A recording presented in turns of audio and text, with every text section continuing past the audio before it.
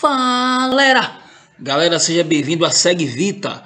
Hoje a gente vai fazer uma provinha com vocês aqui, uma avaliação relacionado ao nosso tema NR35. Tudo que a gente ouviu falar, agora a gente vai debater aqui em forma de questão. Então esses questionários aqui é importante para que consigamos aí afixar tudo que foi falado na nossa mente. Pessoal, sem mais delongas, a primeira questão, ela fala o seguinte, é uma questão composta, né? Você tem aí duas perguntas em uma só. Olha só, a partir de quantos metros o trabalho é considerado trabalho em altura? Aí depois ela faz outra pergunta aqui. E o uso do EPI, o cinto de segurança tipo paraquedista, é obrigatório? Para essa segunda questão aqui, a gente colocou esse R aqui, ó, para a gente responder. Então, a partir de quantos metros é considerado o trabalho trabalho em altura? Letra A, 1,5 m. Letra B, 2,5 metros. Letra C, 2 metros. Ou onde houver risco de queda. Então, eu vou marcar aqui, letra A, B ou C. Então, aqui a resposta correta seria a letra C, né? 2 metros ou onde haja risco de queda. Essa frase aqui a gente já falou, né? Lá no vídeo, é só você chegar lá no nosso link, na nossa playlist e procurar o vídeo que eu falo sobre essa questão aqui de onde houver o risco de queda. Beleza? No segundo momento aqui da primeira questão, eu tenho aqui o uso do EPI, o cinto de segurança, é obrigatório? Sim. Pronto, a resposta é sim. O uso do cinto é obrigatório. Por quê? Porque todo o serviço é executado aí a partir de 2 metros de altura é considerado trabalho em altura. Isso aí implicitamente está dizendo o quê? Ó, galera, a partir de 2 metros é obrigatório o uso do cinto. Ah, mas eu trabalho num local que 1,5 m a empresa já dá o cinto. Não tem problema. Não tem problema. Ela tem essa, aí no caso aí, ela tem essa faculdade, né? Então ela tem essa opção. Agora, no caso de serviço, a partir de 2 metros ou acima de 2 metros de altura, ela já passa a ser obrigada a oferecer o cinto de segurança. E não só isso, oferecer o curso de NR35, não é isso? Para dar condição ao trabalhador a desenvolver aquela atividade, bem como, no caso de um acidente, prestar ali os primeiros socorros. Então aqui, questão número 1, letra C. E a segunda, a pergunta aqui no segundo momento, se o cinto de segurança é obrigatório, você bota aqui nesse R de resposta, sim. Vamos lá. Questão de número 2. Quais os principais cuidados que devemos ter com as cordas e cinto de segurança? Letra A, após a utilização, guardar em local adequado. Letra B, deixar no chão, na chuva e no barro. Letra C, deixar próximo a produtos químicos. Galera, isso aqui é uma pergunta já, mesmo se você fez o curso, se você prestou atenção na aula, você não vai ter dificuldade de responder isso daqui. Beleza? Então a questão aqui, letra A, após a utilização, guardar em local adequado. Questão de número 3. Ao constatar que o equipamento não funciona normalmente, o que deve ser feito ou o que deve fazer? Letra A, continuar trabalhando. Letra B, improvisar e continuar trabalhando. Letra C, paralisar imediatamente as atividades. E aí, galera, o que você acha? Você está trabalhando no local, você percebeu, você constatou que o equipamento não funciona normalmente. Você vai fazer o quê? A questão, letra A, continuar trabalhando. Letra B, improvisar e continuar trabalhando. Ou alternativa C, paralisar imediatamente as atividades. Pronto, respondeu correto. Quem respondeu aí, letra C de casa, paralisar imediatamente as atividades. Questão de número 4. Segundo a NR35, cabe aos trabalhadores cumprir as disposições legais e regulamentares sobre o trabalho em altura, inclusive os procedimentos pedidos pelo empregador e colaborar na implementação da norma. Letra B, fazer o trabalho de forma mais rápida e ágil para ganhar tempo e maior produção no trabalho. Galera, isso aqui é uma perturbação muito grande. Essa questão de produção para lá é produção para cá. A gente sabe que toda empresa ela precisa produzir, a gente sabe, mas cadê a segurança? Cadê a segurança? A gente sabe que a pressa é inimiga da perfeição. Então, olha só, a questão 4, segundo a NR35, não é o que você acha, não é o que o Tom acha, não é o que a Segvita acha. Segundo a NR35, cabe aos trabalhadores, letra A, resposta correta, cumprir as disposições legais e regulamentares sobre o trabalho em altura, inclusive os procedimentos expedidos pelo empregador, e colaborar na implementação da norma. Galera, preste atenção. Cumprir as disposições legais, regulamentares sobre o trabalho em altura. Quando você faz o curso de NR35, você está ali passando a aprender o básico sobre esta NR, sobre o trabalho em altura. Beleza? Nesse segundo momento aqui, ó, inclusive os procedimentos expedidos pelo empregador, galera.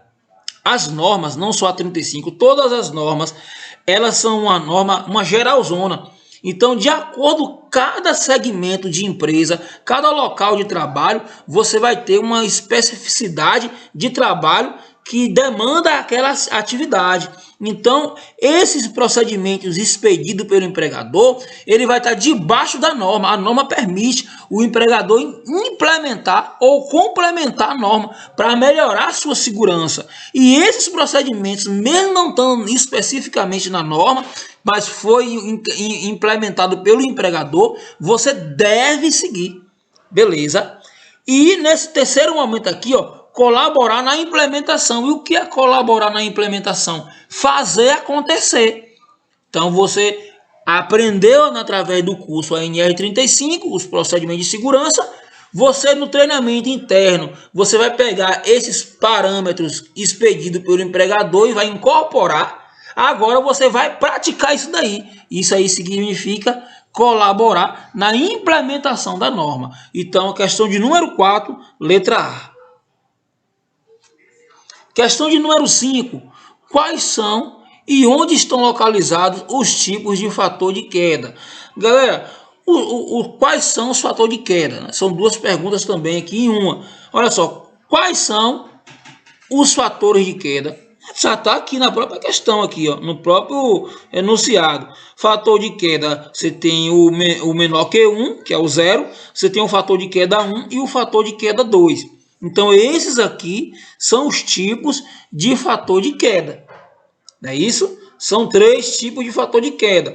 Fator 0, 1 e fator de queda 2. Galera, antes de responder para você o que é cada um aqui, eu vou fazer um adendo aqui para vocês não esquecerem. Quando você ouvir falar na palavra fator de queda, automaticamente lembra que fator de queda é a relação entre a altura da queda com o comprimento do talabarte ou corda. Eu vou repetir. Fator de queda é a relação entre a altura da possível queda em relação com o comprimento do talabarte ou corda. Isso aí é chamado de fator de queda.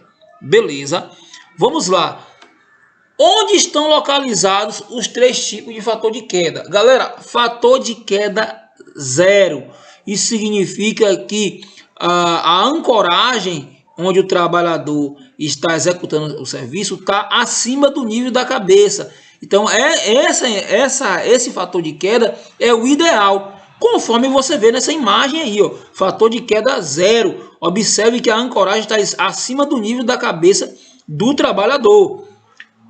Fator de queda 1, olha só, observe que no fator de queda 1, né, você vai ter ali a ancoragem no nível do tórax ou abdômen, acima do nível da cintura. Então, esse fator de queda 1, ele não é o ideal, porém é aceitável, porque por N fatores, muitas vezes você não vai conseguir ancorar acima do nível da sua cabeça, porque acontece de não ter mais estrutura acima do nível da sua cabeça. Então, não tem como você ancorar no fator de queda 0. Aí você ancora nesse fator de queda aí, ó, o 1. Observe que na imagem, o comprimento do talabarte, essa cordinha aí, ó, você pode ver que ela fica até um pouco folgada, porque aí o fator de queda quando o cara cair na possível queda, vai ser a altura do próprio comprimento do talabaste, a possível queda. Ele vai ser sustentado até o nível do comprimento do talabaste. Beleza? Vamos lá. Fator de queda 2. O fator de queda 2, galera, é aquele abaixo do nível da cintura. É onde ele é localizado abaixo do nível da cintura. Esse fator de queda aí, ele não é confiável. Esse fator de queda aí, ele é perigoso. É bom evitar. Por quê? Porque o cara vai cair o comprimento do talabaste, beleza, até o ponto de ancoragem, e depois do ponto de ancoragem ele vai cair de novo o mesmo comprimento do talabaste. Então ele vai cair duas vezes o comprimento do talabaste. Daí fator de queda 2. Esse fator de queda é mais perigoso porque, como a ancoragem vai estar abaixo do nível da cintura do trabalhador, o mesmo será, em uma possível queda, arremessado contra a estrutura com a violência extrema, podendo quebrar aí a clavícula e podendo perfurar aí até o pulmão quando quebra uma costela. É muito perigoso. Então aí esses aí são os fatores de queda. Então quais são e onde estão localizados os três tipos de fator de queda? Você tem o fator de queda 0, fator de queda 1, fator de queda 2. Então esse 0 fica localizado acima do nível da cabeça, o fator de queda 1 fica localizado no nível acima da cintura, entre o abdômen e o tórax, e o fator de queda 2 é aquele abaixo do nível da cintura. Ô Tom, já que você disse que esse fator de queda 2 ele não é confiável, não é seguro, e por que a gente fala sobre ele? Porque o fator de queda 2, quando não é possível você fazer o 0 ou fazer o fator de queda 1, você colocar lá a sua ancoragem abaixo do nível da cintura é melhor do que nada. Não é isso? É melhor do que nada. Então você coloca o 2, porém não é o ideal. Questão de número 6, segue Vita, segurança, vida e trabalho. Quais são os sintomas da síndrome de suspensão inerte? Galera, antes de falar do sintoma da síndrome de suspensão inerte, a gente tem que saber o que é síndrome de suspensão inerte. Então eu destaco aqui para vocês o que seria a síndrome de suspensão inerte. Pessoal, a gente sabe que o trabalho em altura é um trabalho de alto risco. Então, olha só, quando uma queda ela é retida por um cinto de segurança desse tipo paraquedista e o trabalhador fica em suspensão, nesse momento inicia-se ali um processo fisiológico chamado de síndrome de suspensão inerte. Então, basicamente, o que é síndrome de suspensão inerte? É um processo fisiológico quando há uma queda e o trabalhador fica ali sustentado, parado, esperando ser atendido. Demorando esse atendimento, a gente chama ali de síndrome de suspensão inerte. Beleza?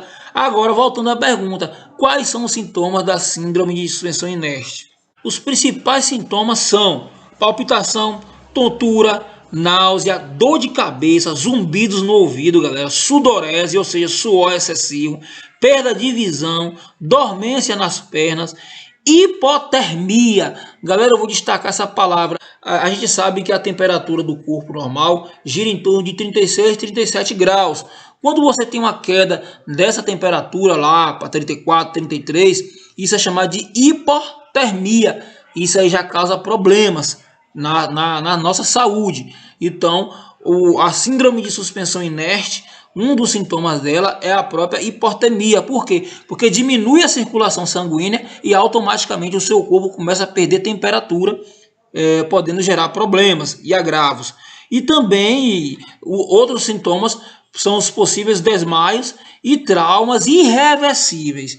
Então, isso aqui abre um alerta para todos vocês aqui, e quando o colega se acidentar e o mesmo ficar ali suspenso, protegido da queda ali com o cinto, isso não é sinônimo de você ficar ali tranquilo, fazendo as coisas na maré mansa. O colega está desacordado, está em posição de suspensão inerte. Você tem que agilizar o atendimento, você tem que agilizar a descida do colega ali. Beleza? É por isso que é importante o curso de NR35 e é por isso que é importante você sempre estar se atualizando.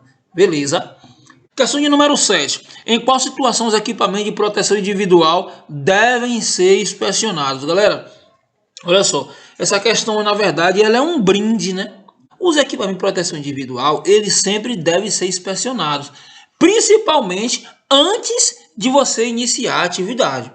Por quê? Porque ele pode ter algumas situações que você não viu durante o serviço do dia anterior ou da manhã, e agora ele pode estar com alguma avaria. E essa inspeção, esse checklist prévio, ele funciona para evitar aí acidentes. Então, repetindo aqui a pergunta, número 7, em qual situação os equipamentos de proteção individual devem ser inspecionados antes das atividades?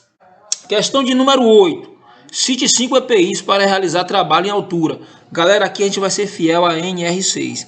Aqueles equipamentos que não tem CA e nem está descrito no anexo 1 da NR6, a gente não vai colocar aqui, beleza? Porque está pedindo 5 EPIs. Aqueles equipamentos que fazem a nossa segurança que não tem CA é chamado de dispositivo de segurança, beleza? Então vamos ser fiéis à norma, a NR6. Primeiro EPI para trabalho em altura. Cinto de segurança tipo paraquedista, esse é clássico. Outro, capacete com jugular, esse também é clássico, beleza?